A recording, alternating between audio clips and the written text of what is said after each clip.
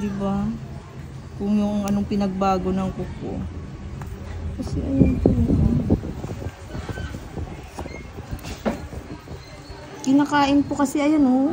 Yung laman na yan, ma'am, ayan po yung ayan oh, ito po. Yan po yung kumakain ng laman eh. Tapos, di ba sabi mo, ma'am, may gamot po kayo na ganyan po? Yan, tuloy-tuloy niyo po yan, ma'am, tuwing matutulog. Ipapahid lang? Ipapahid lang po. Sarap kaya yan. Ang lamig. May cooling effect niya.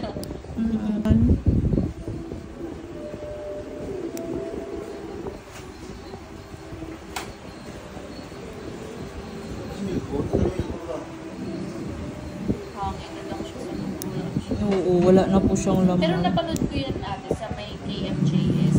Opo. Nare-remedyohan pa siya. Pero ano na siya, laser.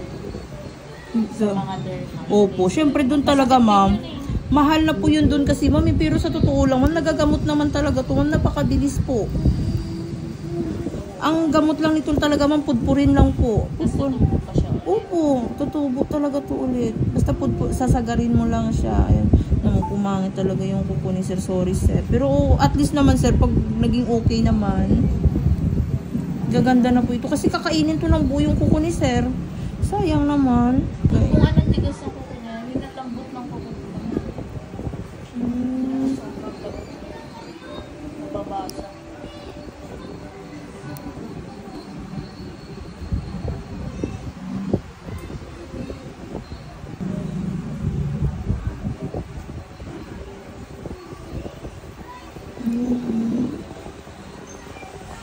Pero hindi lang talaga siya.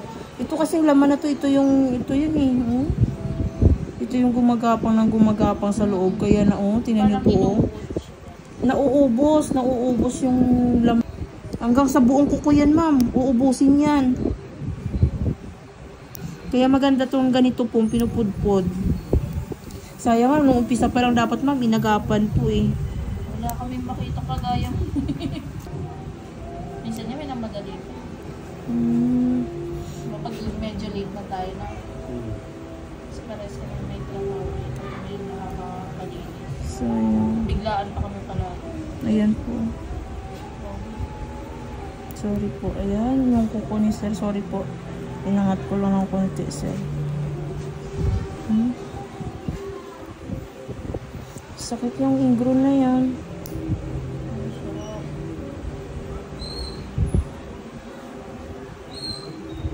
Grabe yung kuko ni sir, oh. Mag-reborn naman yan. Ito lang yung kagandahan naman kasi magiging okay po ito ulit. Ito, sayang dapat nung noon pa talaga na umpisahan to putol. Hindi sana tulalala ng ganito. Pangit lang talaga siya sa pangit tignan po ba. Kasi, oo, sa ngayon lang. Pero tiis lang talaga. Hindi niya naman yan inaari. Yung binomodel. Pakialam nila. Mahilig pa siyang magsarili ng putput ng paan. Ayun, pinapakailaman ni sir. Pag masalit na. Naku po. Baka mamaya mamaga. Sobrang busy namin din kasi hindi kami makapag-ano. Mayroon kasi magpa-schedule. Tapos, busy yung Kung kailan lang namin maisipan. Tsaka kung kailan na po sumakit na ng sobra. Ay, Oo, sumakit na, kailangan na natin. Hindi pa sumasakit. Hindi. Kasi mabilis maghaba eh. Oo, kahit pakiramdaman mo sir, dapat pag 1 month, tingnan pakiramdaman mo muna. Eh, kaya hatang tagal na schedule. Alayo ng pag-ipon. Pa-schedule mo na sumama. Pinakamalayo yung home service. Indrili, Cagayan. Ang layo. Sagot niya lahat yun. Galing muna kami sa Olongapo, 4 na client po yun. Opo, 1K per head, tapos sagot yung hotel, pagkain. Lagoy ka na yun.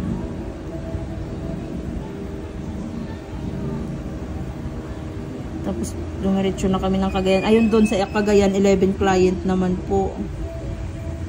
Isang araw lang? Hindi po, 2 days. Ayun yung kwento ni sir nung Hindi naman halos lahat, pero yung pinuntahan kasi namin sa Olongapo, diabetic naman po siya. Kahirap po talaga na masugat po sa ano. Kaya nakulan pa ngayon. Kaya ang trabaho ko pa sa pig pa.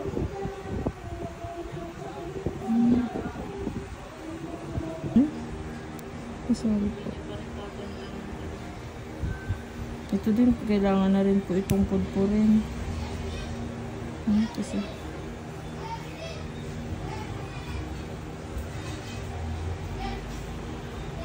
ay, sorry po. Di ba? Ang kapal ng kuko. Oh shit, sarap. Tigas ng kuko niya, sir eh.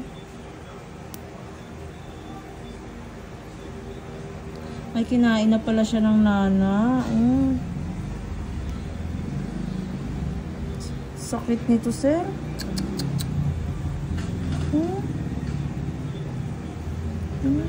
Wala naman na, no? Wala na. Magaling na po. Pero, ano na po yung kuko niya. Tanggalin ko na po ito, sir. Binabad niya yan sa aling bayabas. Ayun, maganda din po yun. Mula nung nag-isang linggong hindi gumaling, Ang ganda yun. ang ginawa ko, kumuha na ako ng bayabas oo. Dahon ng bayabas. Oo, yun. Pinakamagaling. Ayun. Ang service tayo, sabay tayo alis. Wala naman tatrapin. Wala na ako inasahan travel sa malalayong lugar, ma'am. Service po yan, ma'am.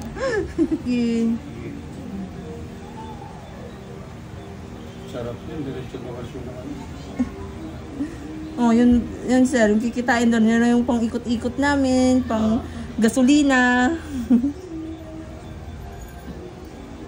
Galing lang namin doon. Nalamig na po ngayong bagyo, sir, ano. Kaso, yung bagyo kasi parang nasa Maynila ka lang din, matraffic. Ay, napaka-traffic, kaya parang sabi ko, ano ba, nung pumunta din po kami doon ng wedding anniversary. Sakit pa rin yung laman ko dyan. Opo, kasi may ano pa rin to, sir, eh. Yung galing po, or dry skin.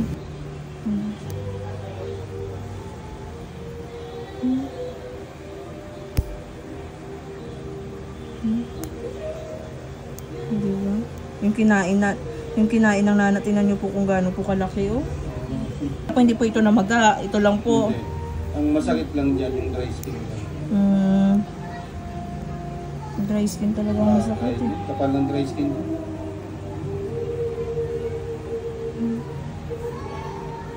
Meron pa kasi atin nililisan dito yung hawak ng lalaki. Oo. Hindi ko kaya. Pinamagaan niya muna ng gano'n. Oo, kabilaan. Grabe, Sa akin naman